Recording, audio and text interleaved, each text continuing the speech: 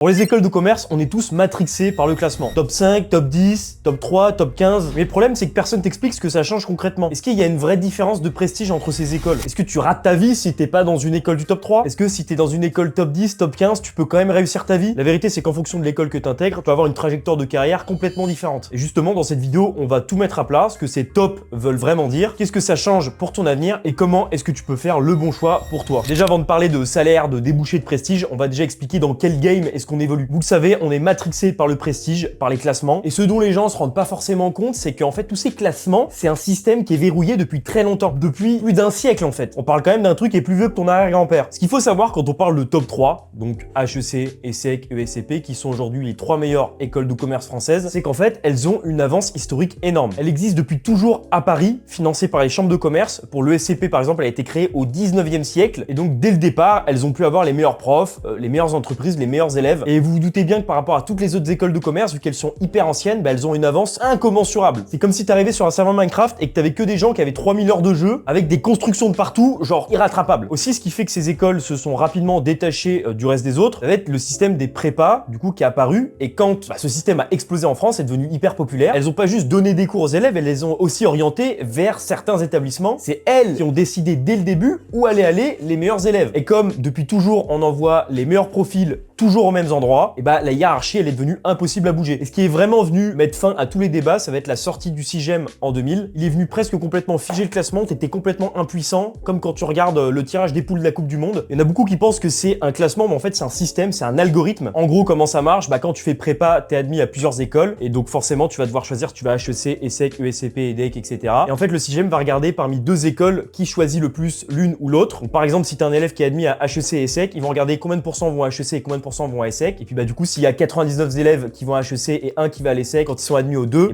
HEC passe devant l'ESSEC. Et ça marche pour toutes les autres écoles. Et en fait, le CIGEM, il y en a qui le qualifient comme un peu une prophétie autoréalisatrice. C'est-à-dire que si tu vois que le classement de l'année dernière, HEC était première, si t'es admis à HEC et ESSEC, tu vas choisir HEC, forcément. Du coup, il y a rien qui change. À quelques exceptions près, tu vois, par exemple, l'EDEC est repassé devant le M Lyon. Il y a quand même des écoles qui arrivent à faire des remontadas. Tu vois, Schema, par exemple, qui est passé devant Audencia. Là, cette année, Neoma et Audencia qui étaient à peu près ex aequo. Donc voilà, il y a quand même des petits changements, mais en tout cas, le top 3, le top 5, il est figé. Et du coup, qui est pas forcément basé uniquement sur du marketing, mais sur la préférence collective des candidats. Et en fait, il y a d'autres critères qui viennent approfondir cet écart, ce gap entre top 3 et top 5 et top 10. Plus tu descends dans le classement, plus il y a de place pour les candidats de prépa. HEC 415 places, ESSEC 445, EDEC 490, EM Lyon 525, vous voyez, ça descend. Pareil, plus tu descends dans le classement, plus les barres d'admissibilité sont basses. Si tu regardes les barres d'admissibilité HEC en 2025, c'est 15,37, ESSEC 14,1, ESCP 13,35, et tu descends et t'as une barre d'admissibilité à 7 à GEM. Je rentrerai pas dans le détail, mais en prépa, t'as beaucoup plus de coefficients sur les mathématiques dans les meilleures écoles. Donc on va aller récompenser les mecs qui sont chauds en maths et donc leur permettre d'intégrer plus facilement les meilleures écoles. Et dans tout ça, t'as aussi les concours AST qui viennent amplifier l'écart. Mais voilà, c'est exactement la même logique. On prend les meilleurs dans les parisiennes, les un peu moins bons dans le top 5 et le top 10, le reste. Et donc là où pour les concours de prépa, tu vas vraiment avoir un gap de difficulté pour avoir le top 3, puis le top 5, puis le top 10, en AST, ça va être exactement pareil. Au niveau des profils qui sont pris, moi-même je l'observe parce que je suis expert dans ces concours. Entre l'ESCP et l'EDEC, tu vas avoir des gros écarts de profil. L'ESCP, ils vont prendre des bien meilleurs profils plus prestigieux. Et si tu prends l'EM Lyon et Schema, c'est exactement pareil. À l'EM Lyon, ils vont prendre de bien meilleurs profils qu'à Schema. Bon bref, du coup, vous doutez bien que la machine est bien huilée. Depuis toujours, les meilleurs élèves vont dans les meilleures écoles. Du coup, ils obtiennent de meilleurs stages. Ils vont dans les meilleurs secteurs les plus prestigieux, les plus sélectifs. Donc, ils ont des meilleurs salaires. Donc, les écoles montent dans les classements. Et donc, elles attirent toujours plus les meilleurs élèves. Et donc, elles restent toujours hautes dans le classement. Et ça recommence chaque année en gros. Donc là, vous demandez sûrement, ok Simon, on a bien compris qu'il y avait un gap entre top 3, top 5 et top 10, mais comment ça se traduit du coup sur le monde du travail? Parce que oui, si vous ne saviez pas, l'école que tu vas choisir, elle va influencer le reste de ta carrière, les métiers que tu peux viser et surtout la probabilité que tu as d'avoir les meilleurs postes. Si vous ne saviez pas, en France, il y a des secteurs de métiers qui vont regarder avant tout l'école d'où tu viens. Parce que quand tu déposes ton CV, les entreprises vont te filtrer, te screener en fonction de l'établissement d'où tu viens et donc te ranger selon une catégorie A+,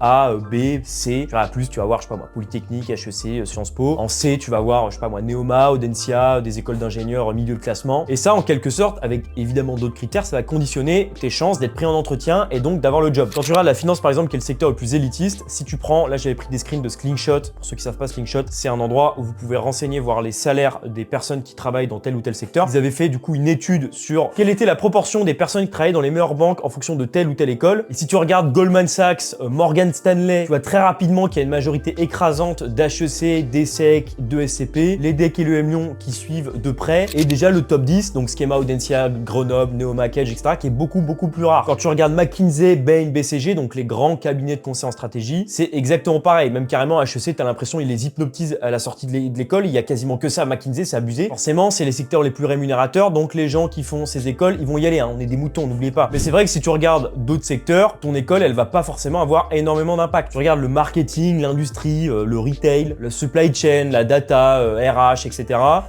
Là, on va un peu s'en foutre de ton école. Heureusement qu'il y a des secteurs quand même où ce qui va jouer, ça va être tes soft skills, tes expériences plus que ton diplôme, hein, si t'as fait de l'alternance, si t'as fait des stages assez stylés opérationnels. Et c'est vrai que il y a certains endroits, il te faut le tampon de l'école, sinon tu peux pas rentrer. Et peut-être que vous dites, mais putain, c'est injuste, moi j'ai peut-être pas fait la meilleure école, ou alors moi j'ai vraiment pas les capacités d'aller à l'ESCP ou HEC. Comment ça se fait qu'en France, on soit comme ça? les gars, c'est littéralement culturel. En France, on adore les concours, les classements, le prestige. Vous le savez, avec Parcoursup, on trie les gens dès 18 ans. Mais c'est vrai que quand tu regardes d'autres pays, genre par exemple le modèle anglo-saxon, américain, le diplôme, il va avoir beaucoup moins d'importance. Je me souviens d'une anecdote de Joe Caris qui disait que quand il est arrivé en salle de marché, en fait, on disait pas, il vient de X, il vient d'HEC, il vient de Centrale, etc. On disait, lui, il a fait tant ce mois-ci, lui, il a fait tant ce mois-ci, donc on regarde vachement plus tes compétences que ton diplôme. Et je trouve personnellement que c'est beaucoup plus sain. Et quand on parle des entreprises, des recruteurs, au général, vous faites des entretiens avec des RH, mais aussi des gens qui sont déjà dans l'entreprise, et ces gens-là, ils vont vouloir en général recruter des gens qui sont passés par les mêmes endroits qu'eux. J'ai une anecdote marrante à ce sujet. Moi, j'ai fait mon stage à Carrefour en stratégie, et donc il m'arrivait de parler avec le chief of staff d'un des membres du COMEX, et son stagiaire, à ce chief of staff, ce qui était drôle, c'est qu'il avait fait la même prépa que lui, la même école, et même la même asso. Donc vraiment, il a pris son clone. Et en fait, il y en a beaucoup qui réfléchissent comme ça. C'est un sentiment de sécurité. À McKinsey, il y a plein d'HEC, ils veulent récupérer tous les mecs qui ont fait HEC comme eux. Ils veulent renvoyer la balle, renvoyer l'ascenseur, parce que c'est aussi ça l'effet réseau des écoles. Et ça a été hyper puissant et ça a encore plus creusé l'écart justement entre top 3, top 5 et top 10. Donc, petit résumé de cette partie, si vous posez 2 secondes, en fait, vous vous rendez bien compte que à part certains secteurs hyper exigeants,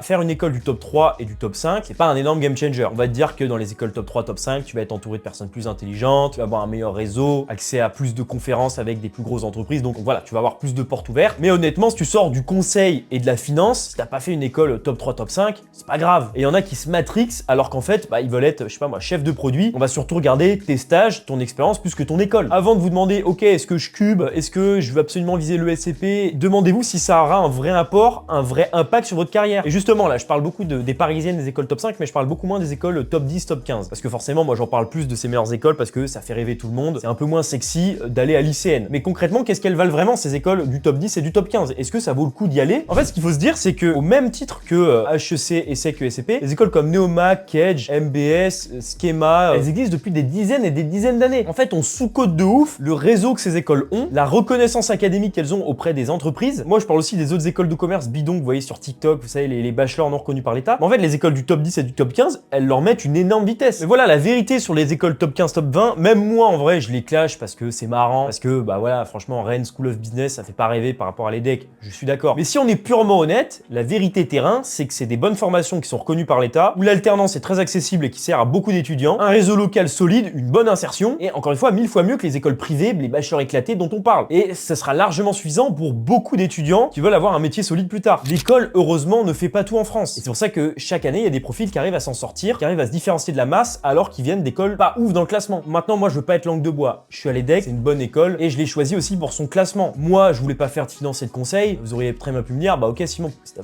pas voulu faire de finance ou de conseil, pourquoi t'es allé à l'EDEC, pourquoi t'es pas allé à Schema? Moi, je suis parti du principe que j'ai beaucoup plus galéré pour avoir l'EDEC que Schema, que j'ai rencontré pendant mes euros à l'EDEC des gens qui avaient l'air hyper ambitieux, hyper sympas, plus qu'à Schema. J'ai basé mon choix là-dessus. Je me suis dit, si mon niveau me permet d'aller dans une école top 4, autant en bénéficier. Et moi, ce que je vous conseille, c'est quand même de viser le plus haut possible. Ne pas vous auto-censurer. Même si vous voulez faire un métier qui n'a rien à voir avec le conseil et la finance, vous ne perdez rien à viser les meilleures écoles. Donc pour conclure cette vidéo, on va résumer, on va essayer de se demander comment est-ce qu'on choisit son école. Je vais être franc, la meilleure école, c'est celle qui s'aligne avec ta trajectoire. Tu veux faire de la finance, du conseil, de la big tech, vise top 3, tu auras plus de chances d'être screené. Il y a plus d'étudiants qui viennent de ces écoles qui sont pris là-bas. Le réseau de ces écoles font que tu seras beaucoup plus proche de ces secteurs d'activité. Essaie d'aller en top 5 si tu veux, mais voilà, vise les meilleures meilleures écoles. Si tu veux faire du marketing, de l'industrie, de la supply chain, le top 10, ça suffira amplement. Et si tu veux juste avoir un master dans un secteur quelconque, et je sais pas moi, pas payer tes études et te faire un revenu, mais même une école top 10, top 15, top 20 en alternance, ça fera l'affaire. Ce sera beaucoup mieux, encore une fois, que les bachelors des écoles privées, des trucs qui ne sont pas des grandes écoles. Au moins, tu auras un réseau, un cadre, un espèce d'incubateur où tu pourras évoluer. Allez sur LinkedIn, regardez les gens qui font le métier que vous voulez faire plus tard, quelles études ils ont fait, ça vous aidera énormément. Regardez l'alternance aussi, je sais que ça compte. Chaque année, je vois des étudiants qui choisissent volontairement une école moins bien classée parce qu'elle propose de l'alternance ou parce que c'est dans un endroit qui est sympa pour eux et parce que l'entreprise qui les recrute est plus proche. C'est un peu cliché ce que je veux dire, mais va dans l'école où tu vas devenir la meilleure version de toi-même. On est dans un marché des écoles qui est en train de vraiment se tendre. Les prépas, elles perdent un peu d'élèves. Les écoles hors top 10, elles peinent à remplir